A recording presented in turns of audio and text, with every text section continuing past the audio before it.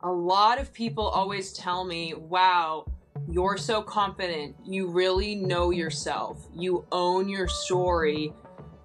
And it's just so funny to me because there's nothing I know less about than myself. Whatever I was doing, I felt like the world saw me as this anxious little insecure kid who choked. You know, I'm this big guy. I sweat easily because of my anxiety and my paranoia I have. If I see somebody looking at me, it's just like, why is he all sweaty? Why is his shirt soaked up? Why is his postures kind of off? Oh, he's just going to become another psychotic individual. I feel like people hear me saying depression, they're like, oh, I get depressed too. It's a little different. I'm talking about like a chemical imbalance, not just being a little sad because shit's tough. The borderline personality disorder one, that was the one that I feel a little iffy about. And I think it's mainly because of the stigma, but also because of how I was notified. I used to have a therapist. She just could have done it in a more empathetic way, more compassionate way. Just being told that my personality is disordered or there was something wrong with it. Those three words put together just really threw me for a loop and really saddened me and made me feel even worse about myself. A big one with like addiction and alcoholism is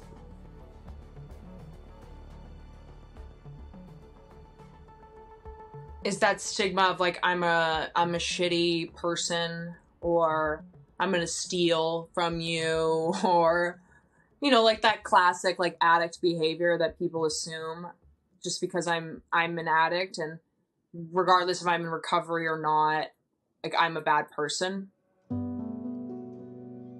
I was in college and I was learning about trauma and stress, and I was learning that what happened to me was wrong and that it was causing some of my anxiety symptoms, which wasn't met with a lot of compassion in my family. It was like met with like, what's wrong with you? I grew up in a very traditional Southern home where my sister was the one that had the runway to cry. My sister was the one that was okay to express herself. I got a lot of that from my old man, that what I was experiencing were deficiencies, that it was my fault. My mom, she initially just did not want to talk about mental health. It was just something, she had the same beliefs that I did growing up, and so she just didn't want to talk about it, and she didn't want me to share any information with other people about it, even including my queer identity. That was also something that she just was very, I guess, ashamed of.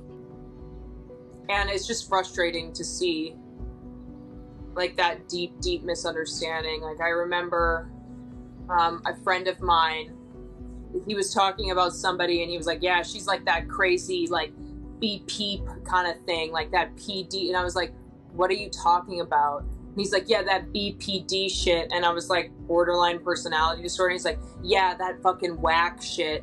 And I'm like, I have that. And he was like, no, you don't say that. And I was like, I do. So I want people to, I don't know, not think that depression means laziness. Depression means excuses to not pursue something. That's not it at all. When I talk to somebody, when I'm talking to them, it's like those little parallelograms where you select which direction you want to go to. And when I bring up mental health, that's when that graph comes up and it says, should you tell them that you have this? Yes or no. And what I do is I usually enjoy, picking at their brain, like just to see what do you see when you talk to somebody that has a mental health condition. And if they give me not just like, oh, this person's crazy and whatnot, if they say that kind of stuff, when I hear that stigmatism, oh yeah, they definitely need to be locked up, or they definitely don't have, the capacity inside their brain to be in society, which that makes my heart sink. And it sucks because it's like you want to have that conversation more with other people to break that stigma, but if they don't have that willingness to have an open mind, they don't want to hear it. It's hard. Especially the people that know me, who have known me since I was a kid. They look at me like the weak fucking kid that tried to kill itself again and is in the fucking hospital again. That's what I am to a lot of people. One of my favorite uncles. I was like, yeah, I'm just going through this depression. And he just said, no. And just kind of like stopped me from saying anything else. He's like, just toughen up, like, be a man. We need help. We need to get, if there's resources available, we need to go for them. But we don't want to because of I'm a man. We don't need that. We don't need any of that. Oh, we're good. just sleep it off. Being a person of color or being LGBTQIA plus impacts how you discuss mental health, how you think about mental health, how you access mental health. As a black male, especially, how we are out in society, we can't really move the way others can. How we express ourselves as well. If we are upset, we got to be cautious of how we express ourselves. If we are excited as well, we got to be cautious of how we express ourselves. If I was jumping up and down, hollering, laughing, and all that stuff, in comparison to another man of a different color saying that kind of doing the exact same thing, their attention of threat will be on to me. And there are so many people who, upon seeking therapy, may not find someone who they can relate to, and then they have a bad experience, and then that means all that work that they did to even get into that space, it's gone because they just decide, I'm not even going to deal with this because I've been discriminated against, or I've had a bad experience with a therapist, so I don't even want to try it again, which I can understand. It's a whole process of even getting there, and so once you get there and you feel disrespected or misunderstood, it just feels like a waste of time. You have to unlearn so much, and then you have to learn so much about what happens in a normal, healthy developmental process. And a lot of times it's hard to unlearn or to learn all about how bad the abuse was before you have all these self-care skills and ways to nurture yourself and ways to hold that pain. You're just kind of going on an act of faith because in the beginning, it's just all painful. In talk therapy, I would build up a persona where I didn't want to expose my depression, or excuse me, my anxiety at the time. I didn't want to expose the fact of how anxious I was about something. But I was embarrassed by it. I was embarrassed. I thought it needed to continue to live in the shadows. Being part of a Latino family, it was very much just pray to God, just ask for what you need and he'll be there to support you, but also God helps those who help themselves. They say, or even in the community of faith, this guy's fighting demons. And he needs prayer. It's not demons, it's not Satan, trying to come at you if you're having those episodes of crisis. You need mental health. I wish we could break that down so you could become more open.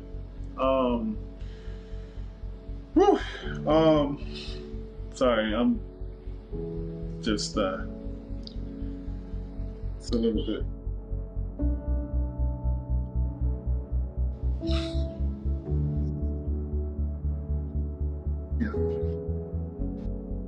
Having those sorts of beliefs. I think that's what took me so long for me to even share it with my family, because they were going through enough domestic violence, welfare, so I didn't want to be a burden to them. But then I also thought, okay, I need to be self-sufficient, I need to be stronger, I don't want to be weak. And very much culturally, they just think that vulnerability, that sadness or depression and other things is a weakness, and that you should be more self-sufficient and stronger and resilient. Like, I felt guilty that my parents had to spend the money that they spent on asthma treatments and specialists and travel and hotels and everything else just to figure out what was wrong with me. I felt guilty for, as I got older, not knowing how to properly manage this and causing myself, causing those I love, heartache. I just constantly felt guilty for having this tremendous weight of the world when the weight of the world really wasn't on me, but feeling like the weight of the world was on me. I felt guilty because I couldn't lift it. That's a lot of the reason why I wanted to hide it, because not only could I not lift the weight of the world, but I didn't want anyone to know why. It's like, it's not your imagination that it's lonely when you have a mental health diagnosis. It's not your imagination that people are scared or maybe run away or are maybe freaked out, like, and that makes it harder. And that the silence, the secrecy, the stigma, it definitely makes it harder. Just like all the support makes it easier. The best way to put it is, let's say you're out and you get a broken arm or a broken leg. You need medical attention. You go get the medical attention. You get checked on by your family members. You get checked on by your friends. They bring you food. They transport, they provide everything for you, right? They help you. This is a physical injury. When it's a mental, when somebody is notified that they're going to the hospital to go get their mental, not physical, their mental checked and healed and fixed in quotation marks, and they are released, what do they get? I mean, it's what fuels my activism. I think it's just education, and because people used to whisper about cancer.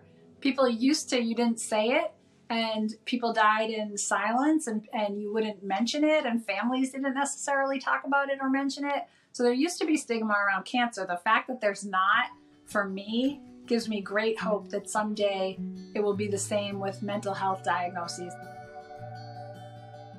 You know, shaming people or isolating people isn't helping anybody. I remember having a conversation with other women like me, and we were talking about mental health, and I guess it didn't occur to me that it was an actual issue. I think it was more of just a side thing, just something that I just dealt with, but kind of was, I don't know, behind the scenes. And so when we started talking about it and I started hearing about their own experiences, I thought, okay, well, this is actually something that I want to talk about, that I think matters, that needs to have more attention brought to. It was in November of 2014 when I started the People of Color and Mental Illness Photo Project. And so I just asked for people to share photos of themselves holding signs, and they could say whatever they want as long as it was related to being a person of color living with a mental health condition.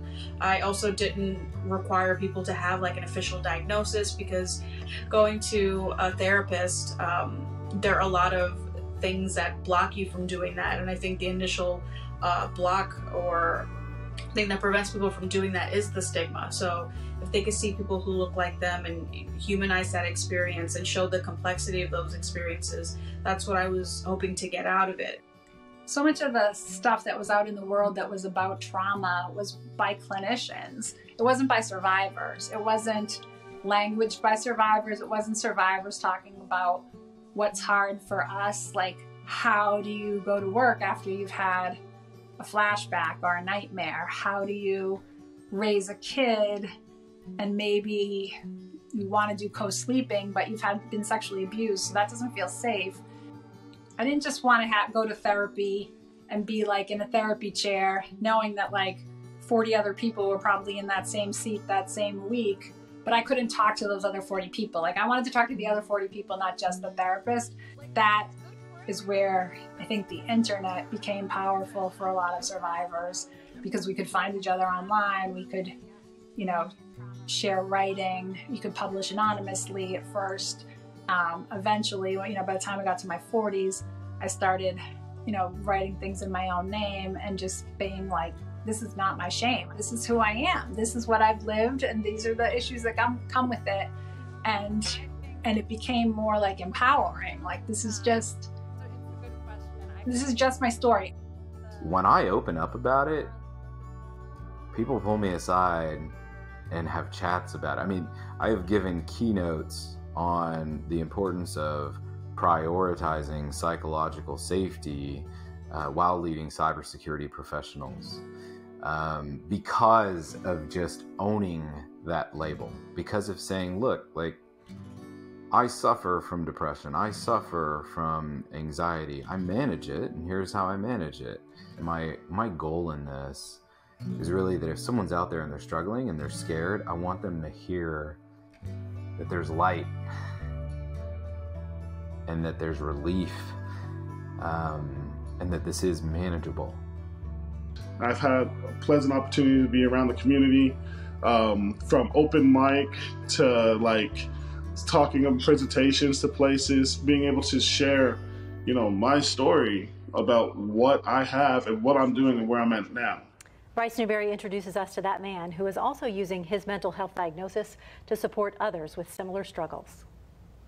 I started hearing things, I started hearing voices. That started when Ricky Allen was 15 years old. Just because I have this doesn't mean, you know, I'm gonna be shunned away, I'm gonna lock myself away from people, or just like feel like I'm gonna be a nuisance to them. The person I am today, I'm proud of who I am today. I'm proud of everything that I'm doing, everything I'm working towards, and just my ability to keep going. I'm still going. Very fast. Even in my slowness. I have a picture of myself on the wall over there, like above like my mixing station and where I record music and stuff. And it's this picture that I like always like take off the wall and put in front of me when I'm recording vocals. Like I look at that and like I want that. I want the best for that kid, and like sometimes I just like say sorry. And the past self gets that self-love that it never did, but the present self is hard to express like compassion and love for most of the time. I'm hoping to like one day get to that point. I think we're moving on up, we're doing it, but a little bit at a time. But it's hard.